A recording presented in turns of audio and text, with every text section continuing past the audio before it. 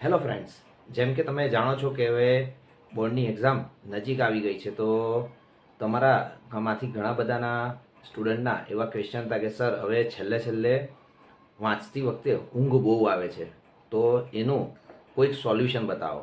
તો આજે એવા થોડાક સોલ્યુશન લઈને હું આવ્યો છું.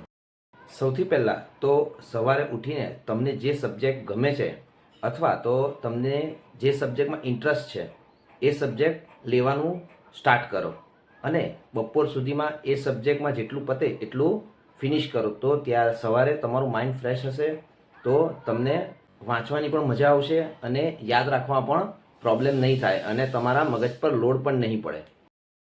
ત્યારબાદ બપોર પછી અથવા બપોરે થોડોક હાર્ડ સબ્જેક્ટ લો, જેથી કરીને તમારું મગજ ત્યાં સુધીમાં રાઉસ થઈ ગયું હશે અને જેમાં તમને ઇન્ટરેસ્ટ ઓછો છે કે જે તમને બરાબર નથી આવડતો એ સબ્જેક્ટ લેશો તો એ તમને જલ્દીથી યાદ પણ રહેશે. બીજી વાત, વાંચવા માટે આરામદાયક ખુરશી કે પલંગનો ઉપયોગ ન કરો. સ્ટ્રેટ બેસીને અથવા તો ટેકો દઈને બેસીને વાંચવાની ટ્રાય કરો, જેને કારણે તમને ઊંઘ નહીં આવે. ત્રીજી વાત, આખા દિવસમાં બને એટલું 2 થી 3 લીટર પાણી પીવો અને હલકો ખોરાક ખાઓ. એનાથી તમને ઊંઘ આવવાના ચાન્સ ઓછા થશે અને બને તો બહારનું ખાવાનું જ્યાં સુધી એક્ઝામ છે ત્યાં સુધી ટાળો. ચોથી વાત, મોબાઈલ અને ટેલિવિઝન જેવા ગેજેટથી થોડાક ટાઈમ માટે દૂર રહો, જેથી તમારું ધ્યાન ડાયવર્ટ ના થાય. પાછલા વિડીયોમાં પણ મેં એક જાણકારી આપેલી કે સ્ટ્રેસ ફ્રી રહેવાની ટ્રાય કરો. એ સિવાય મોડી રાત સુધી વાંચવાનું ટાળો, કારણ કે મોડી રાત્રે જો તમે વાંચશો તો તમે સવારે વહેલા નહીં ઉઠી શકો અને વહેલા નહીં ઉઠી શકો તો તમને આખો દિવસ શરીરમાં સ્ફૂર્તિ જરાક પણ નહીં લાગે. એને કારણે તમે જે રૂટીન ટાઈમે ઊંઘી જાઓ છો એ જ રૂટીન ટાઈમે તમે સૂઈ જાઓ, જેના કારણે તમને ભણવાનો સ્ટ્રેસ પણ ઓછો રહેશે અને તમારી રૂટીન લાઈફ સચવાઈ રહેશે.